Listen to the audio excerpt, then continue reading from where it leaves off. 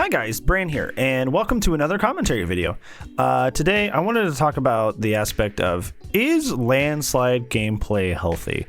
And that might be a term that you're not familiar with because I kind of came up with it off the top of my head, which is probably why. But I'm sure you're going to understand what I'm talking about once I actually get into it, because plenty of games have it, and I kind of want to talk about it. Yeah, because it affects a lot of the games that we play. Before we get started, if you do like my commentary videos, you do like what I do, make sure you actually physically like that down there, because there's a button to do that.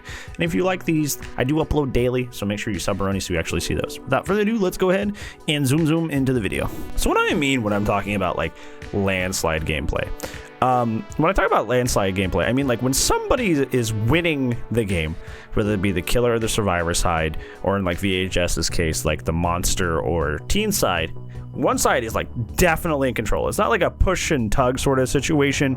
It's one side is in the driver's seat and nobody else has. It's not like they're ahead by a vast amount. And I think a good example of this is especially with the DBD situation. So let's say in the DBD example, we have a killer that tunnels somebody out 4 or 5 gens. That is incredibly difficult to come back from. Incredibly difficult to come back from. The fact that they tunneled somebody out early means that forever, for the rest of the game is incredibly killer-sided from that point on, because they tunneled somebody out early. And the match is almost unwinnable from that point on. Same, it don't even have to be tunnel somebody out. If a killer brings ruin, pop, corrupt, undying, or something like that, quad slowdown, it's, unless the other side is also bringing super sweat stuff, that killer's probably going to dominate. It's probably going to be landslidey. It's going to be really hard for the survivors to do much of anything.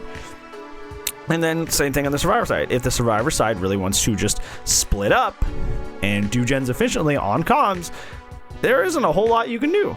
It's really hard. Should have just played Nurse or Blight forehead, and that's the way the win just landslides, right? Because one side decides to super sweat, it just landslides. Suddenly just the whole match goes in their favor, and there's not a whole lot of budging you can do to do anything about it. And I think VHS also has this situation, although it's a little bit more fluid. With VHS, when the monster's dominating, right? Or when teens have 4 weapons and they're hiding around corners and sniping you out from around the corner, it's very the teens are now in control, right? And I think to VHS's credit, that swaps more often. One side will landslide and then the other side will landslide, and it changes throughout the match. But I never feel there's a push and pull to VHS, and I think that's one of the things that is reason I don't really play it too much. Oh, nobody's playing it right now because of the maintenance, but but when it was up, that's why I didn't play it too much. That's why I didn't get really enthused about it and didn't want to make content about it. It's because the game's very landslidey. One side is in complete control, or one side is in complete control. Even though it swaps more often than I would say DBD does, it's still a landslide, right? The killer is firmly in control, or the survivor role is firmly in the control. And I just want to ask, is that a healthy thing? Is that a healthy thing? Does that feel fun to do? Because for me, I don't really like that. I think my funnest games in Dead by Daylight is when we get down to 1 gen, or all gens get completed, and then we barely clutch a 2K. But it was there was good loops, we had good chases, we had good map control, but they were just also playing really well, and we barely pull it out, or we just barely lose. Those are the funnest matches in Dead by Daylight for me, but I've come to realize just those are just really incredibly rare. At least to me they are. Those are so rare for me. One of those matches where we just barely pull one out, or we just barely lose one. And I think that maybe that might be a symptom of just ASIMs in general.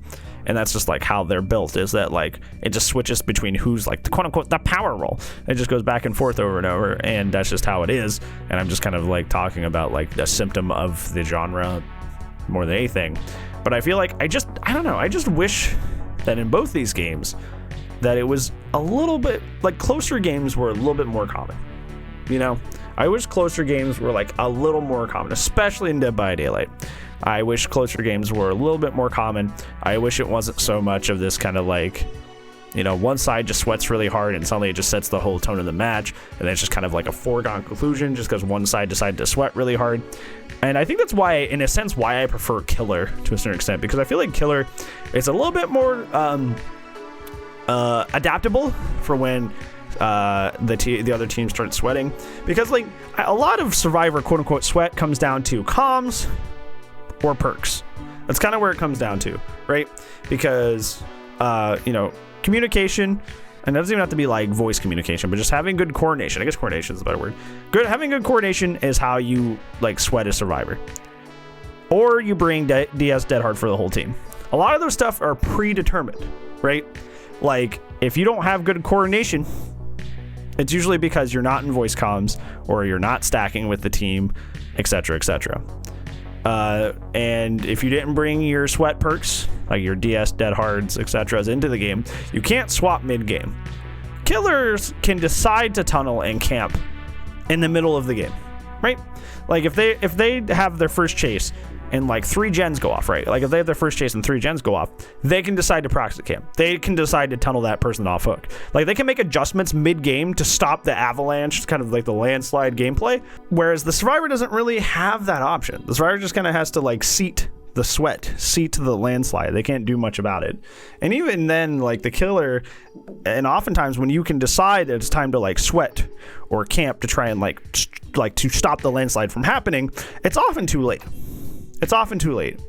The damage has often already been done because the landslide is so sudden and you don't really have time to react and kind of make an adjustment. And I think that's like stuff like that is why like I don't think the basement should be removed, right? Because I feel like the basement is one of the only few things that can stop just like a Survivor landslide from happening. It's just like, oh, we brought in all these sweaty perks and we have comms and you didn't know that, and now we're just gonna like blast you out of the water. Like putting one person in the basement with like Huntress, Bubba, something like that, like that will change the landscape of a match really, really quickly. It'll stop the landslide from happening. But I feel like the game overall is really lacking in its ability to stop landslides from one side or the other. And I just wish it was a little bit more back and forth. Because the matches where like the game does have those back and forth situations are some of the funnest matches in the game and what keeps me playing it. So, I don't know.